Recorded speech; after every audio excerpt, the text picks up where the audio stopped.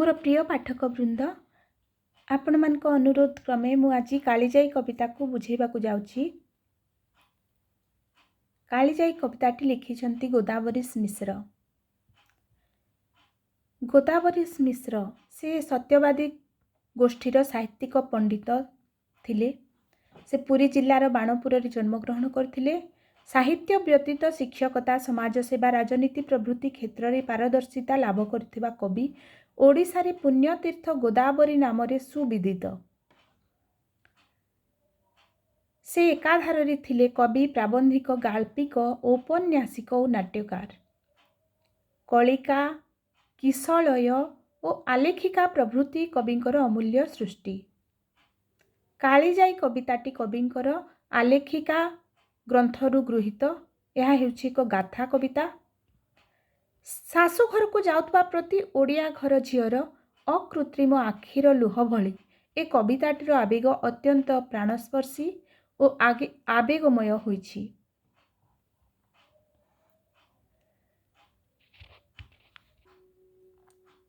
लोककथा अनुसार पूर्व काल रे कालीजाई नाम रे जने झील थिला।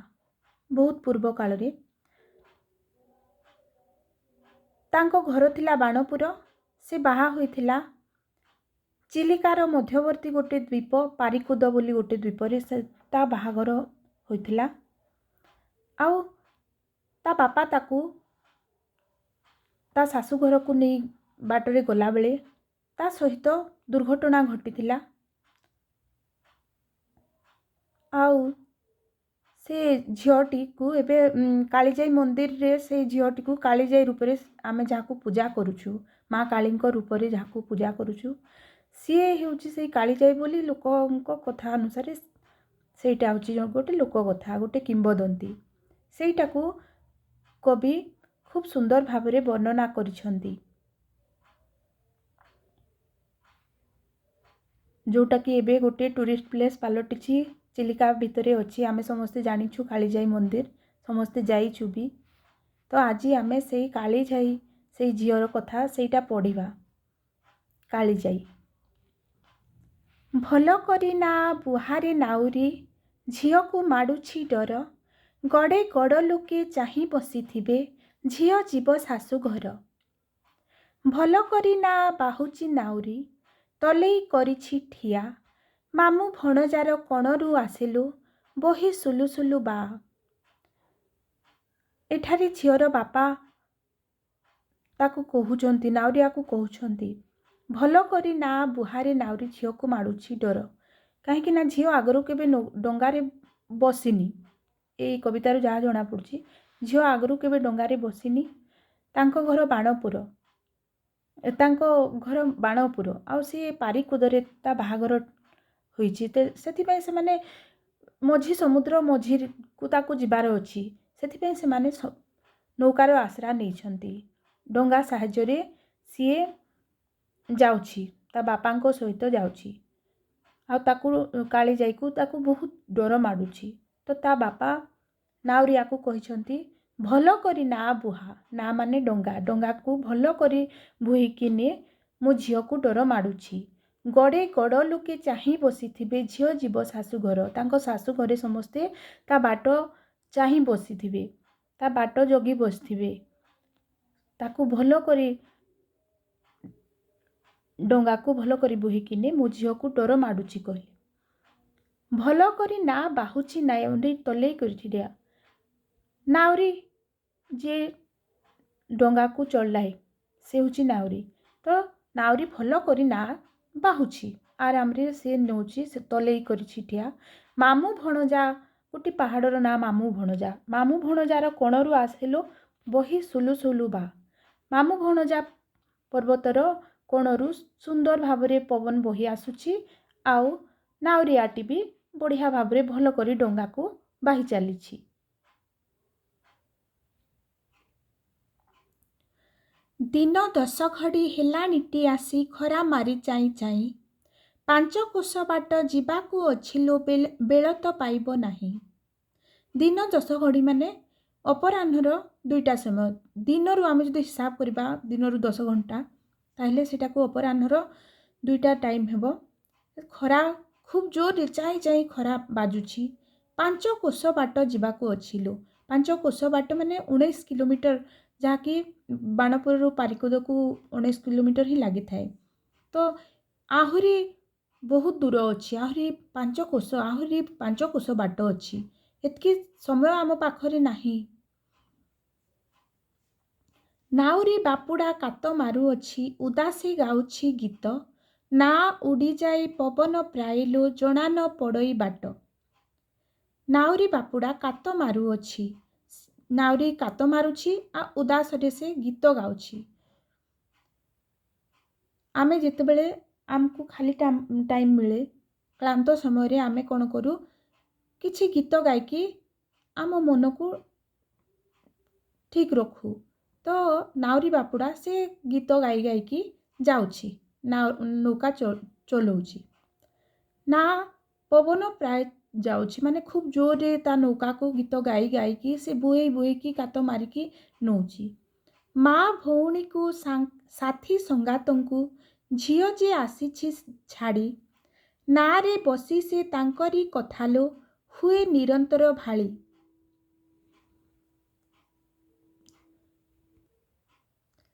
ଝିଅ ତା ଶାଶୁଘରକୁ ଗଲାବେଳେ ତାର ମା ଭଉଣୀ, ତା ସାଥୀ ସଙ୍ଗାତ, ତାର ବଣ ପରିବେଶ, ତା ସମସ୍ତଙ୍କୁ ସିଏ ଛାଡ଼ିକି ଆସିଛି। ଆଉ ସେ ନାଁରେ ବସିକରି ତାଙ୍କରି କଥାକୁ ହିଁ ଭାଳି ହେଉଛି। ନିରନ୍ତର ମାନେ ସଦାସର୍ବଦା ଭାଳି ହେଉଛି, ମାନେ ମନେ ପକାଉଛି ସବୁବେଳେ। ସେଇ କଥାକୁ ଭାବୁଛି ସେ ବସିକି। ସେ ତା ଅନ୍ତର ଦୁଃଖରେ ଭରି ଯାଉଛି। କାଳେ ସେ ଆଉ ସେମାନଙ୍କୁ ଦେଖିପାରିବ କି ନାହିଁ, ସେଇ କଥା ସେ ଖାଲି ଭାବୁଛି। ତା ମା ଭଉଣୀ, ତା ସାଥୀ ସଙ୍ଗାତ, ତା ପରିବେଶ ସମସ୍ତଙ୍କୁ ସେ ଝୁରି ହେଉଛି, ଭାଳି ହେଉଛି। ମା ଭଉଣୀ ସାଥୀ ସଙ୍ଗାତ ସେ, ରହିଲେ ଦୂରସ୍ଥେ କାହିଁ। ପରତେ ନହୁଛି ଆଉ କି ଦିନେ ଲୋ, ଫେରି ସେ ଦେଖିବ ଯାଇ। ସିଏ ଭାବୁଛି ଏତିକି ଦୂରରେ ରହିଲେ ମା ଭଉଣୀ ସାଥୀ ସଙ୍ଗାତ ସେ ଏତେ ଦୂରସ୍ଥେ ଅଛନ୍ତି, ଦୂରରେ ଅଛନ୍ତି। ଆଉ କ'ଣ ତାଙ୍କୁ ସେ ଦେଖିକି ଯାଇପାରିବ? ତା ବାପା ତ ଏତେ ଦୂରରେ ତାଙ୍କୁ ବାହା ଦେଇଛନ୍ତି, ଏତେ ପାରିକୁଦ ବୋଲି ଏତେ ଦ୍ୱୀପ ଭିତରେ ଦେଇଛନ୍ତି। ସେ ଆଉ କେଉଁଠି ତା ମା ଭଉଣୀଙ୍କୁ ପାଇବ, ତା ସାଥୀ ସଙ୍ଗାତଙ୍କୁ ସେ ଦେଖିପାରିବ? ସେଇଟା ଭାବି ତା ମନ ଦୁଃଖରେ ଭରି ଯାଇଛି। ନା ଚାଲିଅଛି ପବନ ସମାନେ, ମୁହୂର୍ତ୍ତେ ନ ହୁଏ ଥୟ। ଚିହ୍ନା ଯେତେ ତାର ବଣ ପାହାଡ଼ ଲୋ, ଅନାଇ ଦେଖନ୍ତା ଝିଅ। ନା ଚାଲିଅଛି ପବନ ସମାନେ, ମୁହୂର୍ତ୍ତେ ନ ହୁଏ ଥୟ। ଡଙ୍ଗାଟି ଖୁବ୍ ଜୋରରେ ଯାଉଛି, ପବନ ସମାନେ ମାନେ ପବନ ବେଗରେ ଖୁବ୍ ଜୋର ଗତିରେ ଯାଉଛି। ସେ ମୁହୂର୍ତ୍ତେ ବି ଥୟ ହେଉନି। ସେ ଟିକେ ଅଟକି ଯାଆନ୍ତା କି, ଯାଇ ଦେଖନ୍ତା ତାର ବଣ ପାହାଡ଼ ସବୁକୁ ଟିକେ ଅନେଇକିରି ଦେଖନ୍ତା। ଚିହ୍ନା ତାର ଯେତେ ନଈ, ତାର ସବୁ ଜିନିଷ ସେ ଟିକେ ଦେଖନ୍ତା। ଯାଇ ମନ ଭିତରେ ଭାବୁଛି, ନାଟା କେତେ ଜୋରରେ ଯାଉଛି, ଟିକେ ଅଟକି ଯାଆନ୍ତା କି ମୁଁ ଦେଖନ୍ତି ଅନେଇକିରି ସବୁ ଜିନିଷ। ଘଣ୍ଟଶିଳା ଶିଖେ ଚାହିଁ ସେ କହନ୍ତା, ଦିଅରେ ମିଲାଣି ମୋତେ। ଭେଟ ଆଉ ଦିନେ ନୋହିବ ଜୀବନେ, ଯାଉଛି ଘୋର ବନସ୍ତେ। ସେ ଘଣ୍ଟଶିଳା ଶିଖରକୁ, ଘଣ୍ଟଶିଳା ହେଉଛି ଗୋଟେ ପର୍ବତ, ସେ ଘଣ୍ଟଶିଳା ଶିଖରକୁ ଚାହିଁକରି ସେ କହନ୍ତା, ମୋତେ ବିଦାୟ ଦିଅ। ମିଲାଣି ମାନେ ବିଦାୟ। ମୋତେ ବିଦାୟ ଦିଅ।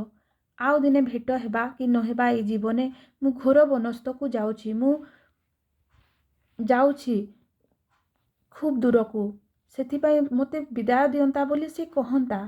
ଯଦି ନା ଟିକେ ଅଟକି ଯାଆନ୍ତା, ସେ ଅନେଇକିରି ଦେଖନ୍ତା।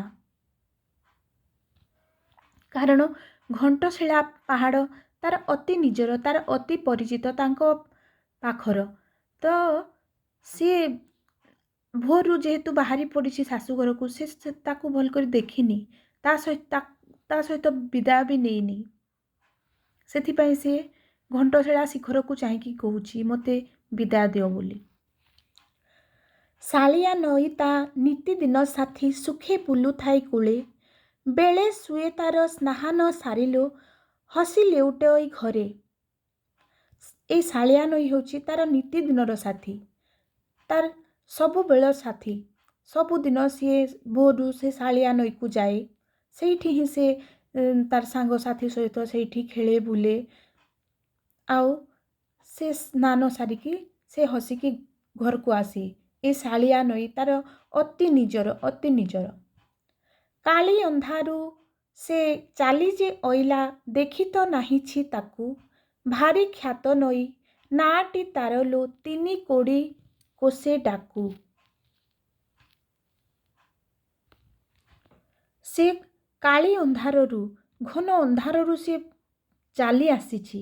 ଆଉ ଆଜି ସେ ତା ଶାଳିଆ ନଈକୁ ଦେଖିନି, ତାର ପ୍ରିୟ ନଈକୁ ଦେଖିନି। ସେଇଟା ସେଇ ଶାଳିଆ ନଈ ହେଉଛି ଭାରି ଖ୍ୟାତ ନଈ, ମାନେ ବହୁତ ତାର ପ୍ରସିଦ୍ଧ ନଦୀ। ତା ପାଖକୁ ଲୋକେ ସ୍ନାନ କରିବାକୁ ଖୁବ୍ ଦୂରରୁ ଆସନ୍ତି। 3 କୋଡ଼ି କୋଶ ପର୍ଯ୍ୟନ୍ତ ତା ନାଁଟି ପ୍ରସିଦ୍ଧ, ବହୁତ ଖ୍ୟାତ ନଈ ସିଏ। ସେଥିରେ ସ୍ନାନ କରିବାକୁ ଖୁବ୍ ଦୂରରୁ ଲୋକ ଆସନ୍ତି। ମା ଭଗବତୀ ପୀଠ କୂଳେ ତାର, ଜଗତ ତାରିଣୀ ନାଁ, ଡାକି କହିଥାନ୍ତା ନୋହିଲା ଆଉଲୋ ସାହା ମୋ ଥିବୁଟି ମା। ତାଙ୍କ ପାଖରେ ମା ଭଗବତୀଙ୍କ ପୀଠ ଅଛି, ଯେଉଁଠିକି ସେ ସବୁଦିନ ଯାଏ। ଆଜି ସିଏ ଭୋରରୁ ଘନ ଅନ୍ଧାରରୁ ଚାଲି ଆସିଥିବାରୁ ସେ ମା ଭଗବତୀଙ୍କ ପୀଠକୁ ବି ଯାଇପାରିନି, ଯେଉଁଠି ସେ ଯାଇଥିଲେ କହିଥାନ୍ତା କି ମୋର ରକ୍ଷା କରିବୁ ମା, ମୋର ସାହା ହେଇଥିବୁ। ତା ନିଜ ପାଇଁ ଟିକେ ପ୍ରାର୍ଥନା କରିଥାନ୍ତା, ଡାକିଥାନ୍ତା।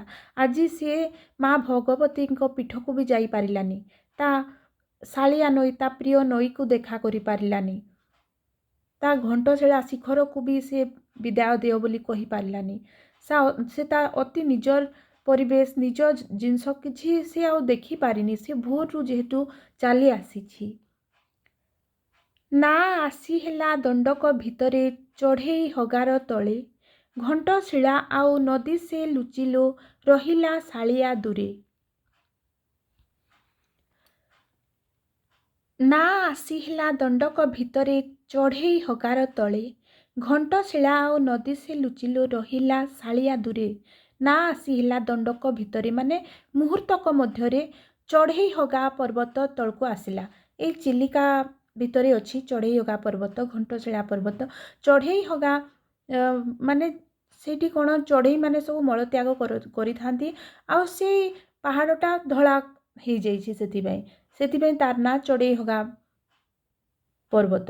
ସେ ଚଢ଼େଇ ହଗାକୁ ଖୁବ୍ ବିଭିନ୍ନ ଦେଶରୁ ବହୁତ ପ୍ରକାର ପକ୍ଷୀ ସବୁ ଆସିଥାନ୍ତି। ଆଉ ସେଥିର ଦୃଶ୍ୟ ଖୁବ୍ ସୁନ୍ଦର ଲାଗେ ଚିଲିକାରେ।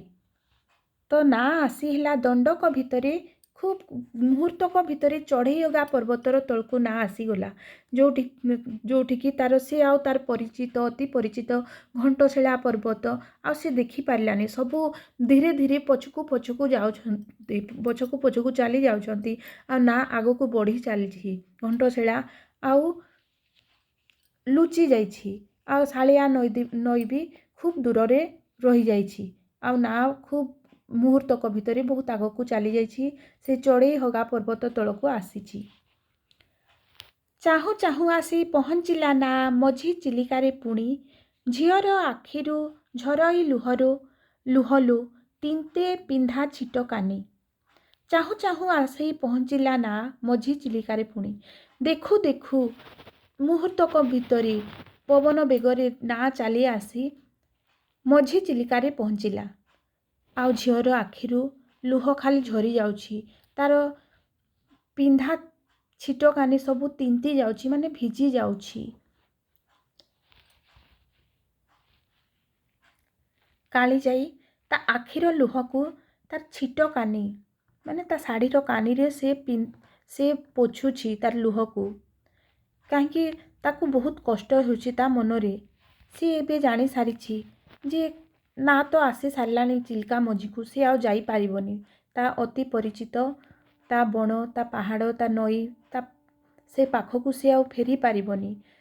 ତାକୁ ଯେମିତି ହେଲେ ବି ଏବେ ଶାଶୁ ଘରକୁ ଯିବାକୁ ହେବ। ସେ ଶାଶୁ ଘରକୁ ଯାଉଛି, ସେଥିପାଇଁ ତା ଆଖିରୁ ଏବେ ଲୁହ ଧାର ଧାର ହେଇକି ଝରି ପଡ଼ୁଛି। ପାରିକୁଦ ବୋଲି ରାଇଜ ପୁଣି ସେ ଚିଲିକା ମଝିରେ କାହିଁ, କେମନ୍ତି ମୂର୍ଚ୍ଛିଲ ଝିଅକୁ ବାପା ହେ ଏତେ ଦୂରେ ଦେବା ପାଇଁ। କାଳିଜାଇ ଅଭିମାନ କରି ତା ବାପାକୁ କହୁଛି, ପାରିକୁଦ ବୋଲି ରାଜ୍ୟ, ଏତିକି ଚିଲିକା ଭିତରେ ଏତେ ସମୁଦ୍ର ମଝିରେ ପାରିକୁଦ ବୋଲି ଗୋଟେ ଜାଗା, ଗୋଟେ ଛୋଟ ଦ୍ୱୀପ, ଏତେ ଦୂରରେ ତୁମେ ମୋତେ କେମିତି ଦେଇପାରିଲ? କେମିତି ମୋତେ ତ୍ୟାଗ କରିପାରିଲ? ଏତେ ଦୂରରେ ମୁଁ ବାହା ହେଲେ ମୁଁ ଆଉ ଯାଇପାରିବିନି ମୋ ଗାଁକୁ, ମୋ ବାପା ମା, ମୋ ସାଙ୍ଗସାଥି, ମୋ ବଣ ପାହାଡ଼ ନଈ କିଛି ଦେଖିପାରିବିନି। ମୋତେ କେମିତି ମୂର୍ଚ୍ଛି ପାରିଲ? ତୁମେ କେମିତି ତ୍ୟାଗ କରିପାରିଲ? ଏତେ ଦୂରେ ଦେଇଛ ମାନେ ଏତେ ଦୂରେ ମୋତେ ଛାଡ଼ି ଦେଇଛ, ମୋତେ ପୁରା ତ୍ୟାଗ କରିଛ କଲାଭଳି। ବର ବୋଲିଯାର ଧରାଇଲ ହାତ, କିତାର ଦେଖିଲ ସିରି, ରୂପ ବିଦ୍ୟା ଆଉ ବିଭବ ବାପା ହେ ତିହ୍ନିଏ ତିହ୍ନିକି ବଳି। କାଳିଜାଇ କହୁଛି ତା ବାପାଙ୍କୁ ଅଭିମାନ କରିକି, ବର ବୋଲି ଉପଯୁକ୍ତ ବରପାତ୍ର ବୋଲି ଯାହାର ହାତ ତୁମେ ମୋତେ ଧରେଇଲ, ଯାହା ସହିତ ମୋତେ ବାହା କରିଦେଲ, ତାର କ'ଣ ତୁମେ ସିରି ଦେଖିଲ? ତାର କ'ଣ ତୁମେ ଖ୍ୟାତି, ତାର କ'ଣ ତୁମେ ଭାଗ୍ୟ, ତାର ଖ୍ୟାତି ଦେଖିଲ ବାପା? ଯେ ମୋତେ ଏତେ ଦୂରରେ ତୁମେ ଦେଇଦେଲ, ବାହା କରିଦେଲ। ରୂପ ବିଦ୍ୟା କି ବିଭବ କ'ଣ ତୁମେ ଦେଖିଲ ଯେ ମୋତେ ଏତେ ଦୂରେ ତୁମେ ବାହା କରିଛ? ମହିମଣ୍ଡଳେ ତ ଥିବେ ନାହିଁ ଜଣେ ମୋ ଭଳି ନିରେଖ ଜନ, ଏ ମହାସମୁଦ୍ର ମଝିରେ ବାପା ହେ କେମନ୍ତେ ବଞ୍ଚିବି ଦିନ। ମହିମଣ୍ଡଳେ ମାନେ ପୃଥିବୀରେ ମୋ ଭଳି ଜଣେ ବି ନିରେଖ ଜନ ନଥିବେ। ନିରେଖ ମାନେ ନିରାଶ୍ରୟ, ଦୁଃଖୀ। ମୋ ଭଳି ଏମିତି ଦୁଃଖୀ ଜଣେ ବି ନଥିବେ ଯେ କି ଏତେ ମହାସମୁଦ୍ରରେ ମୋତେ ବଞ୍ଚିବାକୁ ପଡ଼ିବ। କେମନ୍ତି ମୁଁ ବଞ୍ଚିବି ଏତିକି ମହାସମୁଦ୍ରରେ? ଏ ଦ୍ୱୀପପୁଞ୍ଜରେ ରହିକି ମୁଁ ବଞ୍ଚିବି କେମିତି? ମୋ ଘର, ମୋ ବାପା ମା, ମୋ ଚିହ୍ନା ପରିଚିତ ସମସ୍ତଙ୍କୁ ଛାଡ଼ି ଦେଇ ମୁଁ ଏତେ ଦୂରରେ ଏ ମହାସମୁଦ୍ରରେ କେମିତି ଦିନ କାଟିବି? ଏଡ଼େ ହୀନିମାନ କରିବାକୁ ଯେବେ ମନରେ ଥିଲା ବିଚାର, ଏନ୍ତୁଡ଼ି ଶାଳେଟି କିମ୍ପାଇ ବାପା ହେ ତଣ୍ଟି ଚିପି ନ ମାରିଲ। ଏଡ଼େ ହୀନିମାନ କରିବାକୁ ଯେବେ ମନରେ ଥିଲା ବିଚାର, ମାନେ ଏତେ ମୋତେ ହୀନମାନ କରିବାକୁ ଯେବେ ବାପା ତୁମର ଥିଲା, ଏତେ କଷ୍ଟ ଦେବାକୁ ଥିଲା, ତ ମୋତେ ଏନ୍ତୁଡ଼ି ଶାଳରେ କାହିଁକି ଦଣ୍ଡି ଚିପି ନ ମାରିଦେଲ? ଏନ୍ତୁଡ଼ି ଶାଳ ମାନେ ଯେଉଁଠାରେ ଶିଶୁଟିଏ ଜନ୍ମ ନିଏ, ସେଇଟାକୁ ଏନ୍ତୁଡ଼ି ଶାଳ କହନ୍ତି। ଯାଇ ତା ବାପାକୁ କହୁଛି, ତମେ ମୋତେ ଯଦି ଏତେ କଷ୍ଟ ଦେବାର ଥିଲା, ଏଇ ମହାସମୁଦ୍ରରେ ଯଦି ମୋତେ ବାହା କରିବାର ଥିଲା, ତାହେଲେ ମୋତେ ଛୋଟବେଳରୁ ହିଁ ମାରି ଦେଇଥାନ୍ତ। କାହିଁକି ଏତେ ଦୂରରେ ମୋତେ ବାହା କରିଦେଲ? ଝିଅକୁ ନିଶ୍ଚିନ୍ତେ ଦେଇଛୁ ପଠାଇ ବନସ୍ତକୁ ଜାଣୁ ଜାଣୁ, କପାଳ ଆଦରି ଯାଉଛି ବଉଲୋ ପାଶୋରି ନ ଦେବୁ ମନୁ। ଝିଅକୁ ନିଶ୍ଚିନ୍ତେ ଦେଇଛୁ ପଠାଇ ବନସ୍ତକୁ ଜାଣୁ ଜାଣୁ, ନିଶ୍ଚିନ୍ତରେ ମାନେ ଅଚିନ୍ତାରେ, ଚିନ୍ତା ଶୂନ୍ୟ ହୋଇକରି ଝିଅକୁ ଜାଣି ଜାଣିକରି ବନସ୍ତକୁ ପଠାଇ ଦେଇଛୁ। ବନସ୍ତକୁ ମାନେ ଜଙ୍ଗଲକୁ, ଯେମିତି ଘୋର ଜଙ୍ଗଲ ସେମିତି ମଝି ସମୁଦ୍ର ସେଇଭଳି। ସେ କହୁଛି ତା ମାଆକୁ, ଆଉ କପାଳ ଆଦରି ଯାଉଛି ବଉଲୋ ପାଶୋରି ନ ଦେବୁ ମନୁ। ମୁଁ ମୋ ଭାଗ୍ୟକୁ ଆଦରି, କପାଳ ମାନେ ଭାଗ୍ୟ, ମୁଁ ମୋ ଭାଗ୍ୟକୁ ଆଦରି ଯାଉଛି ମା। ତୁ ତ ଜାଣି ଜାଣିକି ମୋତେ ବନସ୍ତକୁ ଠେଲି ଦେଲୁ, ମୋତେ ପଠେଇ ଦେଲୁ, ମୋତେ ତୋ ମନରୁ ପାଶୋରି ନ ଦେବୁ, ମୋତେ ଭୁଲି ଯିବୁନି ମା। ତୁମମାନଙ୍କ ବିନା ମୁଁ ରହିବି କେମନ୍ତି? ତୁମେ ସେଇଟା ଭାବିଥାନ୍ତ। ତୁମେ ଜାଣି ଜାଣିକରି ମୋତେ ବନସ୍ତକୁ ପଠେଇ ଦେଉଛ। ସେଥିପାଇଁ ମୋତେ ମା ଲୋ ବୋଉଲୋ, ତୁ ମୋତେ ତୋ ମନ ଭିତରୁ ଭୁଲି ଯିବୁ ନାହିଁ। ନା ଉଡ଼ିଯାଏ ପବନ ସମାନ, ନାହିଁ କ୍ଷଣେ ହୁଏ ଥୟ, ଝିଅ ବସିଅଛି ତୁନିଟି ହୋଇଲୋ ନେତ୍ରୁ ବହିଯାଏ ଲୁହ। ନା ଖୁବ୍ ଜୋରରେ ପବନ ବେଗରେ ସିଏ ଉଡ଼ି ଚାଲିଛି, ମାନେ ଯେମିତି ଖୁବ୍ ଜୋରରେ ଯାଉଛି, ଖୁବ୍ ବେଗରେ ସେ ଯାଉଛି ପାଣିରେ। ସେ କ୍ଷଣେ ବି ମୁହୂର୍ତ୍ତେ ବି ସେ ଥୟ ହେଉନି, ଅଟକୁନି। ଆଉ ଝିଅ ବସିଛି ତୁନି ହୋଇ, ଚୁପ୍ ହେଇକି ବସିଛି, ଆଉ ତା ଆଖିରୁ ଖାଲି ଲୁହ ଝରଉଛି। ତୁନି ମାନେ ଚୁପ୍ ହୋଇ, ଝିଅ ଚୁପ୍ ହେଇକି ବସିଛି, ଆଉ ସବୁ କଥା ଭାବି ଭାବି, ତାଙ୍କ ଘର କଥା, ତାଙ୍କ ସବୁ କଥା ଭାବି ଭାବି ତା ନେତ୍ରରୁ, ତା ଆଖିରୁ ଲୁହ ଝରି ଚାଲିଛି। ନା ଚାଲିଅଛି ପବନ ସମାନେ, ନ ମାନେ ପାଣି ପଥର, ତୁନି ହୁଅ ଯାଇ ନ କାନ୍ଦ ଆଉଲୋ ଏଇ ଦିଶିଲାଣି ଗଡ଼। ତା ବାପା ଆଉ ତା କାନ୍ଦକୁ ଦେଖି ସହିପାରୁନି। ତା ବାପା ତାକୁ କହୁଛି, ନା ଚାଲିଅଛି ପବନ ସମାନେ। ନା ଖୁବ୍ ଜୋରରେ ଚାଲିଛି, ଡଙ୍ଗା ଖୁବ୍ ଜୋରରେ ଚାଲୁଛି। ସେ ପାଣି ପଥର କିଛି ନ ମାନି ଖୁବ୍ ଜୋରରେ ଚାଲୁଛି। ଏଇ ଗଡ଼ ଦିଶିଲାଣି, ମାନେ ଗଡ଼ ମାନେ ଏ ତୋର ଶାଶୁଘର ଦିଶିଲାଣି, ପାରିକୁଦ ଗଡ଼ ଦିଶିଗଲାଣି। ତୁ ଆଉ କାନ୍ଦ ନା ଯାଇ, ତୁନି ହୁଅ, ମାନେ ଚୁପ୍ ହେଇକି ବସ, ଆଉ କାନ୍ଦ ନା ବୋଲି ତା ବାପା ତାକୁ ବୁଝଉଛି। ଏତେ ବୋଲି ବାପା ଝିଅର ଆଖିରୁ ଦେଲେ ଲୁହଧାର ପୋଛି। ଯେତେ ପରି ତାକୁ ବୁଝାନ୍ତି ବସିଲୁ, ଯାଇ ବୁଝୁନାହିଁ କିଛି। ସେଇଟା କହି ତା ବାପା ତା ଝିଅର ଆଖିରୁ ଲୁହ ଦୁଇଧାରକୁ ପୋଛିଦେଲେ। କିନ୍ତୁ ତାକୁ ଯେତେ ବୁଝେଇଲେ ବି ସେ ଆଉ କ'ଣ କିଛି ବୁଝୁଛି? ଯାଇ କିଛି ବୁଝୁନି। ସେ ସେମିତି କାନ୍ଦି ଚାଲିଛି। ସେ ତା ମନ ବୁଝୁନି। ତା ବାପା ତାକୁ ଯେତେ ଭଳି ବୁଝେଇଛି କିଛି ହେବ ନାହିଁ, ଆଉ ଏଇଠି ତୋ ଶାଶୁଘର ଆସିଲାଣି, ଆଉ କାନ୍ଦନା। ସେ ଆଉ ବୁଝୁନି, ସେ କାନ୍ଦି ଚାଲିଛି। ଭଲ କରି ନା ବୁହାରେ ନାଉରୀ ଝିଅକୁ ମାଡ଼ୁଛି ଡର। ଏତେ କାଳେ ଯାଇ ନାଁରେ ବସୁଛି ଯିବ ବୋଲି ଶାଶୁଘର। ତା ବାପା ପୁଣି କହୁଛି ନାଉରିଆକୁ, ଭଲ କରି ନା ବୁହା ନାଉରୀ, ମୋ ଝିଅକୁ ଡର ମାଡ଼ୁଛି। ସେ କେବେ ନାଁରେ ବସିନି, ଏତେ କାଳେ ଯାଇ ନାଁରେ ବସୁଛି ଯିବ ବୋଲି ଶାଶୁଘର। ସେ ଯିବା ପାଇଁ ଏତେ ବେଳରେ ଯାଇକି ସେ ନାଁରେ ଏତେ ବେଳ ପର୍ଯ୍ୟନ୍ତ ବସିଛି। ତୁ ଭଲ କରି ନା ବୁହା। ଭଲ କରି ନା ବାହୁଛି ନାଉରୀ, ଭିଡ଼ି ମାରୁଅଛି କାତ। ସୁଲୁ ସୁଲୁ ବା ବହି ଆସୁଛିଲୋ, ଜଣା ନ ପଡ଼ଇ ବାଟ। ନାଉରୀ ଖୁବ୍ ସୁନ୍ଦର କରି ନା ଚଲେଇ ଚାଲିଛି, ନା ବୋହି ଚାଲିଛି। ତା କାତକୁ ଭିଡ଼ିକିରି ଜୋରରେ ମାରିକି ବଢ଼ିଆ କରି ସିଏ ତା ଡଙ୍ଗାକୁ ବୋହି ଚାଲିଛି, ବୋହି ନେଉଛି। ସୁଲୁ ସୁଲୁ ବା ବହି ଆସୁଛିଲୋ, ଜଣା ନ ପଡ଼ଇ ବାଟ। ସୁନ୍ଦର ଭାବରେ ସୁଲୁ ସୁଲୁ ପବନ ବହୁଛି, ବା ମାନେ ପବନ ବହୁଛି, ଆଉ ବାଟ ବିଲକୁଲ ଜଣା ପଡ଼ୁନି। ଖୁବ୍ ସୁନ୍ଦର ଭାବରେ ନାଉରୀ ଡଙ୍ଗା ବୋହି ଚାଲିଛି। ନା ଭାସି ଆସି ଦଣ୍ଡକ ଭିତରେ ଗଣ୍ଡରେ ପଡ଼ିଲା ଯାଇ। ଥିର ହୋଇ ହେଲା ନାଉରୀ ଠିଆଲୋ, କାତ ଆଉ ପାଉ ନାହିଁ। ନା ଭାସି ଆସିକରି ଦଣ୍ଡକ ଭିତରେ ମୁହୂର୍ତ୍ତକ ମଧ୍ୟରେ ଗଣ୍ଡରେ ପଡ଼ିଲା ଯାଇ, ମଝି ସମୁଦ୍ରରେ ଯାଇକି ଠିଆ ହେଲା। ତ ଆଉ କାତ ପାଇଲାନି। ନାଉରୀ ଆରାମରେ ଯେଉଁ କାତ ମାରି ଚଲଉଥିଲା, ଖୁବ୍ ଅକାତ ପାଣି, ବହୁତ ପାଣି। ସେଥିପାଇଁ ସେ ଆଉ କାତ ଆଉ ପାଇଲାନି। ତ ସେଠି ଠିଆ ହୋଇକି ନୌକାଟା ରହିଗଲା। ଭାଲେରି ଶିଖରୁ କଳା ମେଘ ଖଣ୍ଡେ ଉଠେଇ ଆସିଲା କାହୁଁ। ଲୁଚିଗଲେ ତହିଁ ସୂର୍ଯ୍ୟ ଦେବତାଲୋ, ଖରା ନ ପଡ଼ଇ ଆଉ। ଭାଲେରି ପାହାଡ଼ର ଶିଖରରୁ, ଭାଲେରି ବି ଗୋଟେ ପାହାଡ଼, ତାର ଶିଖରରୁ କେଉଁଠି ଥିଲା ଗୋଟେ କଳା ମେଘ ଉଠେଇ ଆସିଲା, ଯେଉଁଠି ସୂର୍ଯ୍ୟ ଦେବତା ଲୁଚିଗଲେ, ଆଉ ଖରା ପଡ଼ିଲାଣି। କଳା ମେଘ, କଳା ଘୋଟିଗଲା, ଚାରିଆଡ଼େ କଳା ଅନ୍ଧକାର ଘୋଟିଗଲା। ମାଡ଼ି ଆସୁଅଛି ଅତି ବେଗେ ମେଘ, ଜଟିଆ ନାସିକି ଧରି। ବରଷା ବତାସି ଗରଜୁଅଛିଲୋ, ଦିନ ଦିଶେ ରାତି ପରି।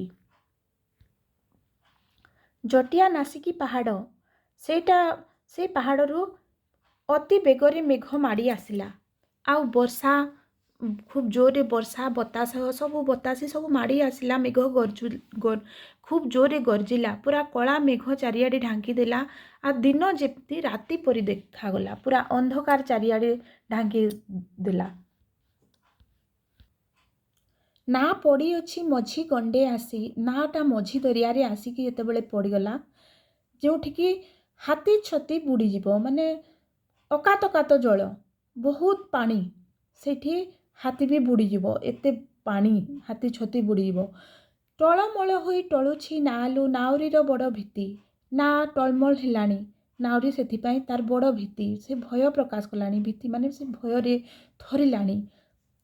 ସେ ଜାଣିପାରିଲାଣି ନାଉରିଆ ଯେ ଆଉ ନାକୁ ବଞ୍ଚେଇ ହେବ କି ନାହିଁ, ନା କାଳେ ବୁଡ଼ିଯିବ। ସେଥିପାଇଁ ସେ ନାଉରୀ ଖୁବ୍, ତାର ମନ ଭିତରେ ଖୁବ୍ ଡର ହେଲାଣି, କାହିଁକି ଚାରିଆଡ଼ୁ ବା ବତାସ ମାଡ଼ି ଆସିଛି। ସେଥିପାଇଁ ନାଉରୀ ଖୁବ୍ ଡରୁଛି ମନ ଭିତରେ। ଭଲ କରିବେ କେ ବୁହାରେ ନାଉରୀ, ନା ହେଲା ଟଳମଳ। ବରଷା ବତାସି ଗରଜି ଆସୁଛି, ଝିଅକୁ ମାଡ଼ୁଛି ଡର। ଏବେ କାଳିଜାଇର ବାପାଙ୍କ ମନରେ ଭୟ ଆସୁଛି। ସିଏ ଡରିକି କହୁଛି ନାଉରିଆକୁ, ଭଲ କରି ବେଗେ ବୁହାରେ ନାଉରି, ଖୁବ୍ ଜୋରରେ ନୌକାକୁ ବାହିକି ନେ ନାଉରି, ଆଉ ନା ଟଳମଳ ହେଲାଣି। ବରଷା ବତାସି ଗରଜି ଆସୁଛି, ଝିଅକୁ ମାଡ଼ୁଛି ଡର, ଝିଅକୁ ଡର ଲାଗୁଛି। ବର୍ଷା ବତାସ ମାଡ଼ି ଆସିଲାଣି, ମେଘ ଗର୍ଜି ଉଠିଲାଣି।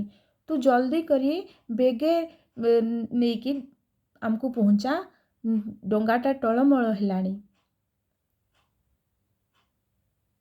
ନାଉରିଆ କିନ୍ତୁ ଜାଣିଛି ସେ କ'ଣ କରିବ, ସେ କିଛି ବୁଦ୍ଧି ତାକୁ ଦିଶୁନି, ତାକୁ ସେ କର୍ତ୍ତବ୍ୟ ବିମୂଢ଼ ହୋଇଯାଇଛି। ସେ କ'ଣ କରିବ, ଟଳମଳ ହୋଇ ନା ଟଳୁଛି, ନା ହଲି ଉଠୁଛି, ଦୋହଲି ଉଠୁଛି, ତାର କାତ ପାଉନାହିଁ।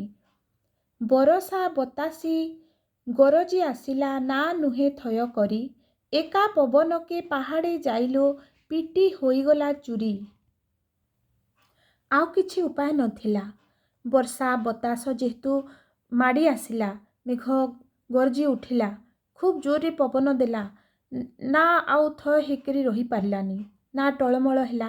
ଆଉ ନାଉରି ଆଗକୁ ନେଇ ପାରିଲାନି, କାହିଁକି ନା ଅକାତ କାତ ଜଳ ଥିଲା, କାତ ପାଇଲାନି, ନା ଆଗକୁ ଯାଇପାରିଲାନି, ସେଇଠି ହିଁ ରହିଗଲା। ସେଇଠୁ ଖୁବ୍ ଜୋରରେ, ଏତେ ଜୋରରେ ଏକା ଗୋଟେ ପବନ ଦେଲା, ପାହାଡ଼ରେ ଯାଇ ପିଟି ହେଇଗଲା ନୌକା, ଆଉ ଚୁରମାର ହେଇଗଲା। ପାହାଡ଼ରେ ଯାଇକରି ପିଟି ହେଇକରି ଚୁରମାର ହୋଇଗଲା। ମେଘ ଚାଲିଗଲା ମେଘର ବାଟେ ସେ, ବତାସି ହୋଇଲା ଥିର, ପଡ଼ିଗଲା ଖରା ନିର୍ମଳ ହୋଇଲୋ, ପାଣି ହୁଏ କଳ କଳ। ଏଇ କିଛି ସମୟରେ ନାଟା ପିଟି ହେଇଯାଇଛି ପାହାଡ଼ରେ, ଆଉ ସବୁ ଜିନିଷ ଯେମିତି ଓଲଟ ପାଲଟ ହେଇଯାଇଛି। ନାଉରି ବୁଡ଼ି ଯାଇଛି, ତା ବାପା ବୁଡ଼ି ଯାଇଛନ୍ତି, ସେ ଯାଇ ବୁଡ଼ି ଯାଇଛି, କ'ଣ ହେଇଛି ସବୁ ଓଲଟ ପାଲଟ ହେଇଯାଇଛି। ଏଇ କିଛି ସମୟରେ, ଠିକ୍ କିଛି ସମୟ ଗଲା ପରେ ସାଙ୍ଗେ ସାଙ୍ଗ ମେଘ ଚାଲିଗଲା ମେଘର ବାଟେ ସେ, ବତାସି ହୋଇଲା ଥିର। ମେଘ ଚାଲିଗଲା ତା ବାଟରେ, ମେଘ ପଳେଇ ଯାଇଛି, ଆଉ ଝଡ଼ ବତାସ ସବୁ ସ୍ଥିର ହେଇଯାଇଛି, କିଛି ବି ଆଉ ହଉନି। ପଡ଼ିଗଲା ଖରା ନିର୍ମଳ ହୋଇଲୋ, ପାଣି ହୁଏ କଳ କଳ। ପୁଣି ପାଣିରୁ କଳକଳ ନାଦ ଶୁଭୁଛି, ପୁଣି ଖରା ପଡ଼ୁଛି, ପୁଣି ସଫା ପାଣି, ପୁଣି ପରିବେଶ ନିର୍ମଳ ପରିଚ୍ଛନ୍ନ, ସବୁ ଯେମିତିକି ସେମିତି ଖୁବ୍ ସୁନ୍ଦର ଦେଖାଯାଉଛି। ଏଇ ଜଷ୍ଟ 5-10 ମିନିଟ୍, କିଛି ସମୟ ମଧ୍ୟରେ ସବୁ ଯେମିତି ଓଲଟ ପାଲଟ ହେଇଯାଇଛି। ଏବେ ସବୁ ସଫା, ଏବେ ଆଉ କିଛି ନାହିଁ, ଯେମିତି ଝଡ଼ ବତାସର ଚିହ୍ନ ବର୍ଣ୍ଣ ବି ନାହିଁ। ବାପା ପଚାରନ୍ତି ଖୋଜ ନାଉରିରେ, ଝିଅ ମୋର ଗଲା କାହିଁ, ବୁଜି ଆଖି ଠିଆ ନାଉରି ନିଜେଲୋ, ତୁଣ୍ଡ ତା ଫିଟଇ ନାହିଁ। ବାପା ପଚାରିଲେ ନାଉରିଆକୁ, ଖୋଜ ମୋ ଝିଅ କୁଆଡ଼େ ଗଲା, ଖୋଜ ନାଉରି, ଜଲ୍ଦି ତୁ ଖୋଜ, କୁଆଡ଼େ ମୋର ଝିଅ ଗଲା ଦେଖାଯାଉନି। ବୁଜି ଆଖି ଠିଆ ନାଉରି ନିଜେଲୋ, ତୁଣ୍ଡ ତା ଫିଟଇ ନାହିଁ। ନାଉରି ନିଜେ ତା ମୁହଁ ବନ୍ଦ ହେଇକିରି ସେ ଠିଆ ହୋଇଛି, ତା ମୁହଁ ଫିଟୁ ନାହିଁ, ସେ ବି ଖୋଜିଛି। ତାର କାଳିଜାଇକୁ ଠିଆ ହୋଇଛି, ସେ ଚୁପ୍ ହେଇକି ଠିଆ ହେଇଛି। ତା ବାପା ତାକୁ ପଚାରୁଛନ୍ତି, ଖୋଜ ନାଉରିରେ। ଚିଲିକା ପାଣିରେ ଦୋଳୁଛି ଲହରୀ, ବହୁଛି ଶୀତଳ ବାଆ, ସରି ସରି ଖରା ଢଳି ଯାଉଛି ଲୋ, ଖେଳୁଛି ସହସ୍ର ନାଆ। ପୂର୍ବ ପରି ଚିଲିକା ପାଣିରେ ପୁଣି ଲହରୀ ଆସୁଛି, ପୁଣି ଲହରୀ ଖେଳୁଛି, ପୁଣି ସବୁ ଜିନିଷ ସେମିତି ଆଗ ପରି ହେଇଯାଇଛି। ପୁଣି ସରି ସରି ଖରା, ସୁନ୍ଦର ଖରା ଆସୁଛି, ସହସ୍ର ନାଆ ଖେଳୁଛି, ପୁଣି ବହୁତ ଗୁଡ଼ାଏ ନାଆ ଆସିଲାଣି ଚିଲିକା ଉପରେ ଖେଳି ବୁଲିଲାଣି, ପୁଣି ଥଣ୍ଡା ବାଆ, ଶୀତଳ ବାଆ ବୋହି ଚାଲିଛି। ହେଲେ କାଳିଜାଇର ସନ୍ଧାନ ଆଉ ମିଳିଲାନି। ତା ବାପା ବହୁତ ଖୋଜିଲେ, ନାଉରିଆ ଖୋଜିଲା, ସମସ୍ତେ ଖୋଜିଲେ, କିନ୍ତୁ କାଳିଜାଇର ଆଉ କୌଣସି ଖୋଜ ଖବର, ତାର ପତା ମିଳିଲା ନାହିଁ। ପାହାଡ଼ ଚଢ଼େଇ ଉଡ଼ୁଅଛି ରାବି, ମନେ କି ଅଛି ତା ଧୋକା, ପାଣି ତଳ ଛାଇ ବୁଲି ଯାଉଛି ଲୋ, ଯାଇଟି ନାହିଁଛି ଏକା। ପୂର୍ବ ପରି ପୁଣି ଚଢ଼େଇ ଉଡ଼ି ବୁଲୁଛି, ରାବୁଛି, ଖେଳୁଛି, ତା ଖାଦ୍ୟ ଅନ୍ୱେଷଣରେ ସେ ଯାଉଛି। ପାଣି ତଳ ଛାଇ, ତା ମନରେ କ'ଣ କିଛି ଅଛି କି? ପାଣି ତଳର ଛାଇ ବୁଲି ଯାଉଛି ଲୋ, ଯାଇଟି ନାହିଁଛି ଏକା। ସବୁ ଜିନିଷ ସେମିତି ହେଇଯାଉଛି, ପୁଣି ସବୁ ଠିକ୍ ଅଛି, କିନ୍ତୁ ଖାଲି ଗୋଟେ ଯାଇ ହିଁ ନାହିଁ। ବାକି ସାରା ସଂସାର ପୂର୍ବ ପରି ଠିକ୍ ଆଗ ପରି ହେଇଯାଇଛି। ଚଢ଼େଇ ତା ବାଟରେ ଆସିଛି, ଖରା ହେଲାଣି, ଏମିତି ପବନ ଶୀତଳ ବାଆ ବୋହି ଚାଲିଛି, ଖାଲି ଯାଇ ହିଁ ନାହିଁ। ବାପା ଫେରି ଆସି ବୋଉଙ୍କ ଆଗରେ କଥା ନ ପାରନ୍ତି କହି ଆର ଦିନ ପୁଣି ନାଉରି ଗଲାଲୁ ନା ସେହି ବାଟେ ବାହି। ବାପା ପୁଣି ଖୋଜି ଖୋଜି ନ ପାଇକି ଫେରି ଆସିଛନ୍ତି ବୋଉଙ୍କ ପାଖକୁ, ଘରକୁ ଫେରି ଆସିଛନ୍ତି।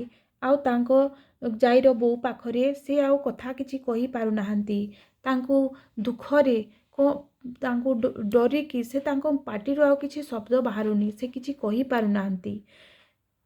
ଆର ଦିନ ପୁଣି ନାଉରି ଗଲା, ଆଉ ପୁଣି ନୌକା ନେଇକି ସେହି ବାଟରେ ଗଲା, କିନ୍ତୁ ଆଉ ବିପଦ ହେଲାନି, କିଛି ବି ବିପଦ ଘଟିଲାନି। କେତେଶ ବରଷ ହେଲାଣି ସେଦିନୁ ଗଣିତ କହିବ କିଏ, ନାହିଁ କିଛି ଆଉ ସେକାଳ କଥା ଲୋ ଯାଇ ରହିଅଛି ଯିଏ। କେତେ ଶହ ଶହ ବର୍ଷ ସେଇ ଦିନରୁ ବିତିଗଲାଣି, କିଏ ଗଣିକିରି କହିପାରିବ? ଗଣି ହେବନି। ବହୁତ ବର୍ଷ ସହସ୍ରେ ବର୍ଷ ସେଇଦିନୁ ବିତିଗଲାଣି, କିନ୍ତୁ ସେ ନାହିଁ କିଛି ଆଉ ସେ କାଳ କଥାର, ସେ କାଳ କଥା ଆଉ କିଛି ନାହିଁ। ଏମିତି ଆଉ ସମୁଦ୍ରରେ ଯାଇକି ଏତେ ସେ କାଳର କଥା ଆଉ ସେ ସବୁ କିଛି ନାହିଁ। ଯାଇ ଖାଲି ଜି ରହିଛି ଏବେ, କିନ୍ତୁ ଯାଇ ଏବେ ମଧ୍ୟ ସେଇଠି ରହିଛି, ଯାଇ ରହିଅଛି ଯିଏ। ଯିଏ ଯୋଉଠି ଯାଇ ଏବେ ବି ରହିଛି, ସେ କାଳ କଥା କିଛି ରହିନାହିଁ। ବାଲୁ ଗାଁ କୁଳୁ ନା ଗଲାବେଳେ ପାରି କୁଦଗଡ଼ ଠାକୁ, ପାହାଡ଼ ସମୀପେ ମଣିଷ ତୁଣ୍ଡଲୁ ନ ଶୁଣା ଯାଏ କାହାକୁ। ସେ ଦିନରୁ ଆଉ କିଛି ରହିନି, କିନ୍ତୁ ଯାଇ ଏବେ ମଧ୍ୟ ରହିଛି। ଯାଇର ଆତ୍ମା ଏବେ ମଧ୍ୟ ସେଇଠି ରହିଛି ବୋଲି ପାଖ ଲୋକେ ବିଶ୍ୱାସ କରନ୍ତି। ବାଲୁଗାଁ, ସେ ବାଲୁଗାଁ ସେ ପାଖରେ ଅଛି ଗୋଟେ ଗାଁ। ବାଲୁଗାଁରୁ ପାରିକୁଦକୁ ନୌକା ଗଲାବେଳେ ପାହାଡ଼ ପାଖରେ ମଣିଷ ତୁଣ୍ଡ ସମସ୍ତଙ୍କୁ ଶୁଣାଗଲା। ତାପରେ ସମସ୍ତଙ୍କୁ ସେଠି ଶୁଣାଯାଏ। ଲୋକେ ଭାବନ୍ତି କାଳେ ସେଇଠି କାଳିଜାଇର ପାଟି ଶବ୍ଦ, କାଳିଜାଇର ଶବ୍ଦ, ସେଇଟା ହିଁ ସମସ୍ତେ ଭାବନ୍ତି। ସମସ୍ତଙ୍କୁ ଶୁଭାଯାଏ ସେଇ ପାଖକୁ ଗଲାବେଳେ କାହାର ଗୋଟିଏ ଶବ୍ଦ, କିଏ ଯେମିତି ନେହୁରା ହୋଇକି କି କାହାକୁ ଡାକୁଛି, ସେଇଟା ହିଁ ସେଇଠି ଶୁଭାଯାଏ ବାଲୁଗାଁରୁ ପାରିକୁଦଗଡ଼କୁ ଗଲାବେଳେ। ବରଷା ବତାସି ଚିଲିକାରେ ଆଉ ହୁଏ ନାହିଁ ତେଡ଼େ ଭଳି, ଆପଦେ ବିପଦେ ଜଣା ପଡ଼ଇଲୁ ସାହା କିଏ ଥିଲା ପରି। ବର୍ଷା ବତାସ ଚିଲିକାରେ ଆଉ ତେଡ଼େ ଭଳି, ମାନେ ସେଇପରି ସେତିକି ବଡ଼ ବର୍ଷା ବତାସ ଆଉ ହୁଏ ନାହିଁ ଚିଲିକାରେ। ଯେମିତିକି ଆପଦ ବିପଦରେ କିଏ ଗୋଟିଏ ସାହା ଅଛି, ସେଇଠି ସମସ୍ତଙ୍କୁ ରକ୍ଷା କରୁଛି, ସେଇଟା ହିଁ ଜଣାପଡ଼େ। ଲୋକେ ଭାବନ୍ତି ସେଇଠି କାଳିଜାଇ ସେଇଠି ରହିକି ସମସ୍ତଙ୍କୁ ବିପଦରୁ ରକ୍ଷା କରନ୍ତି। ଆଉ ସେ ସେଇଠି ଏବେ ଦେବୀ ଭାବରେ କାଳିଜାଇ ରୂପରେ ସେ ସେଠି ପୂଜା ପାଉଛନ୍ତି। ସେଥିପାଇଁ ସେ ଆପଦ ବିପଦରେ ସମସ୍ତଙ୍କର ସାହା। ଏବେ କାଳିଜାଇ ସେଇଠି ଦେବୀ ଭାବରେ ପୂଜା ପାଉଛନ୍ତି। ସେଭଳି ଆଉ ଦୁର୍ଘଟଣା ସେଠି କେବେ ଘଟେ ନାହିଁ, କାହାରି ମୃତ୍ୟୁ ହୁଏ ନାହିଁ କି ନୌକା ବି କେବେ ବୁଡ଼େ ନାହିଁ। ନାଉରି କେଉଟ ପାହାଡ଼ ବାଟେ ସେ ନା ନେଇଗଲା ବେଳେ, କାମେ ଆପଣାର ଶୁଭ ମନାସିଲୁ ଜୁହାର କରଇ ଥରେ। ନାଉରି କେଉଟ ପାହାଡ଼ ବାଟେ ସେ ନା ନେଇଗଲା ବେଳେ, ନାରୀ ଯେତେବେଳେ ବି ତାର ନାଁକୁ ସେ ଆଡ଼ୁ ନେଇକି ଯାଏ, ସେ ତାର ଶୁଭ ମନାସି ସେ କାଳିଜାଇକୁ ନିଶ୍ଚୟ ଥରେ ଜୁହାର କରେ ଯେ ମା ତୁମର ସାହା ହେଇଥିବୁ। ସେ ଯେତେବେଳେ ବି ଯାଏ ସେଇଠି ମୁଣ୍ଡିଆ ମାରେ, ଆଉ ସେ ଯାଏ ସେଇଠି ଟିକେ ଜୁହାର କରେ ତାର ଶୁଭ ମନାସି କରି। ନାଉରି ଯେତେବେଳେ ବି ଯାଏ କାଳିଜାଇଙ୍କ ସେହି ମନ୍ଦିରରେ ସେ ଥରେ ହାତ ଯୋଡ଼ି ଜୁହାର କରେ। ଏବେ ସେଇଠି ଗୋଟେ ମନ୍ଦିର, କାଳିଜାଇର ମନ୍ଦିର କରିଦେଲେଣି। ତୋଳିଲି ପାହାଡ଼ ଶିଖେ କାଳେ ଲୋକେ, ସୁନ୍ଦର ଦେଉଳଟିଏ, ସେ ଦେଉଳେ ଅବା ରହିବ ଯାଇଲୁ ଚିଲିକା ମଝିରେ କିଏ। ସେଇଠି ନୌକା ନେଇ ଗଲାବେଳେ ଲୋକମାନେ ପ୍ରଥମେ କାଳିଜାଇଙ୍କୁ ସେଇଠି ଜୁହାର କରନ୍ତି, ମୁଣ୍ଡିଆ ମାରନ୍ତି, ତାପରେ ଯାଇ ନିଜ ଯାତ୍ରା ଆରମ୍ଭ କରନ୍ତି। ତ ସେମାନେ ଭାବନ୍ତି କାଳିଜାଇ ହିଁ ସାହା ଭରସା, ସେ ହିଁ ସୁଖ ଦୁଃଖରେ ସେଇଠି ସେ ଆପଦ ବିପଦରେ ଲୋକଙ୍କୁ ବଞ୍ଚେଇବେ। ସେଥିପାଇଁ ସେଠି ଲୋକେ କାଳିଜାଇଙ୍କୁ ପ୍ରତ୍ୟକ୍ଷ ଦେବୀ ମନେକରି ସେଇଠି ଗୋଟିଏ ସୁନ୍ଦର ଦେଉଳଟିଏ କାଳିଜାଇଙ୍କ ପାଇଁ ତିଆରି କରିଦେଲେ। ସେ ଦେଉଳରେ ଚିଲିକା ମଝିରେ କାଳିଜାଇ ମାଙ୍କ ମନ୍ଦିରରେ ସେ ପୂଜା ପାଆନ୍ତି। କାଳିଜାଇ ଦେବୀ ରୂପରେ ପୂଜା ପାଆନ୍ତି ଆଉ ଲୋକଙ୍କୁ ବିପଦ ଆପଦରୁ ରକ୍ଷା କରନ୍ତି। ସୂର୍ଯ୍ୟ ବୁଡ଼ିଗଲେ ନିଶବଦ ଯେବେ ହୁଏ ସବୁ ସଞ୍ଜ ବେଳେ, ଏକା ହୋଇଯାଇ ଲୋକେ କହନ୍ତିଲୋ ବୁଲୁ ଯେ ଥାଏ ପାହାଡ଼େ। ସୂର୍ଯ୍ୟ ବୁଡ଼ିଗଲେ ନିଶବଦ ଯେବେ ହୁଏ ସବୁ ସଞ୍ଜ ବେଳେ, ଏକା ହୋଇଯାଇ ଲୋକେ କହନ୍ତିଲୋ ବୁଲୁ ଯେ ଥାଏ ପାହାଡ଼େ। ସୂର୍ଯ୍ୟ ଯେତେବେଳେ ବୁଡ଼ି ଯାଆନ୍ତି, ସନ୍ଧ୍ୟା ହେଇଯାଏ ଯେତେବେଳେ, ଚାରିଆଡ଼ ନିଶବ୍ଦ ହେଇଯାଏ, ସେତିକିବେଳେ ଲୋକେ କହନ୍ତି କି କାଳିଜାଇ ସେଇଠି ଏକା ଏକା ବୁଲୁଥାଏ, ନିରାଶ ହେଇକି ସିଏ ବୁଲୁଥାଏ, ସେ ପାହାଡ଼ର ଏପଟରୁ ସେପଟ ବୁଲୁଥିବାଟା ଲୋକେ ଦେଖନ୍ତି, ଲୋକେ କହନ୍ତି। ନେତ୍ରୁ ବହୁଥାଏ ଲୁହ ଦୁଇଧାର, ଶୁଖି ଯାଇଥାଏ ମୁହଁ, ହେଲେ ଠାରି ହାତ କାନ୍ଦି କାହାକୁ ଲୋ ନିବର୍ତ୍ତାଇ କରେ ଥୟ। ତା ଆଖିରୁ ଲୁହ ଝରି ଯାଉଥାଏ, ସେ ତା ମୁହଁ ଶୁଖି ଯାଇଥାଏ, ସେ ନିରାଶ ହୋଇଯାଇଥାଏ, କିନ୍ତୁ କିଏ ତାକୁ ଡାକିଲେ କିଏ ହାତ ଧରି ଡାକିଲେ ସିଏ ତାକୁ ରାସ୍ତା ଦେଖାଏ, ସେ ତାକୁ ଥୟ ଦିଏ, ସେ ସମସ୍ତଙ୍କ ସାହା ଭରସା ହୁଏ, ସେ ସମସ୍ତଙ୍କୁ ବିପଦ ଆପଦରୁ ରକ୍ଷା କରିଥାଏ। କାଳିଜାଇ ବଡ଼ ପ୍ରତ୍ୟକ୍ଷ ଦେବତା, କୋଟି କୋଟି ଦଣ୍ଡବତ, ପାହାଡ଼ର ନାଁ ରାଇଜେ ଖ୍ୟାତ ଲୋ କାଳିଜାଇ ପର୍ବତ। ସେହି ଦିନରୁ କାଳିଜାଇ କୁ ପ୍ରତ୍ୟକ୍ଷ ଦେବତା ବୋଲି ଆମେ ଭାବୁ। ଯେଉଁ ଦିନରୁ ତାର ଡଙ୍ଗା ଓଲଟି ଯାଇଥିଲା, ସେହି ଦିନରୁ ସେଇଠି ଆଉ କେବେ ବିପତ୍ତି ଘଟି ନାହିଁ, କେବେ ଦୁର୍ଘଟଣା ଅଘଟଣ କିଛି ଘଟି ନାହିଁ। ଆଉ କାଳିଜାଇ ସମସ୍ତଙ୍କୁ ବିପଦରୁ ବଞ୍ଚାନ୍ତି ବୋଲି ସେଠି ଲୋକ ବିଶ୍ୱାସ କରନ୍ତି। ସେଥିପାଇଁ କାଳିଜାଇ ହେଉଛନ୍ତି ସେଇଠିର ପ୍ରତ୍ୟକ୍ଷ ଦେବତା। ତାଙ୍କୁ ଲୋକେ କୋଟି କୋଟି ପ୍ରଣାମ କରିକି ନିଜ କାମ ଆରମ୍ଭ କରିଥାନ୍ତି, ନିଜ ନୌକା ଯାତ୍ରା ଆରମ୍ଭ କରିଥାନ୍ତି। ସେହି ଦିନରୁ ସେ ପାହାଡ଼ର ନାଁ ସାରା ରାଜ୍ୟରେ କାଳିଜାଇ ପର୍ବତ ଭାବରେ ସେଇଟା ଖ୍ୟାତି ହୋଇଛି। ଚାରିଆଡ଼େ କାଳିଜାଇ ପର୍ବତ ବୋଲି, ସେଇ କାଳିଜାଇ ଦେବୀଙ୍କ ପର୍ବତ ବୋଲି ସେଇଟା ଚାରିଆଡ଼େ ପ୍ରସିଦ୍ଧି ଲାଭ କରିଛି। ଏବେ ବି ଆମେ ଯଦି ବାଲୁଗାଁକୁ ଯିବା, ସେଇଠିକି ଯାଇକି କାଳିଜାଇଙ୍କୁ ପ୍ରଣାମ କରିଥାଉ, କାହିଁକି ନା ସେ ହେଉଛନ୍ତି ପ୍ରତ୍ୟକ୍ଷ ଦେବୀ। ଏବେ ସେ ତାଙ୍କୁ ପ୍ରତ୍ୟକ୍ଷ ଦେବୀ ଭାବେ ସେଠି ପୂଜା କରାଯାଉଛି। ହଉ, ଆଜି ଆମେ ସାରିଲେ କାଳିଜାଇ କବିତାଟି। ପୁଣି ଅନ୍ୟ କବିତା ନେଇକି ଅନ୍ୟ ଭିଡ଼ିଓରେ ଆସିବା। ପ୍ରିୟ ପାଠକ ବୃନ୍ଦ, ମୋ ଚ୍ୟାନେଲଟି ଭଲ ଲାଗୁଥିଲେ, ମୋ ଭିଡ଼ିଓ ଗୁଡ଼ାକ ଭଲ ଲାଗୁଥିଲେ, ସବୁ ମୋ ଚ୍ୟାନେଲକୁ ସବସ୍କ୍ରାଇବ୍ କରନ୍ତୁ ଆଉ କମେଣ୍ଟ ବକ୍ସରେ ଯାଇକି କମେଣ୍ଟରେ ଲେଖନ୍ତୁ।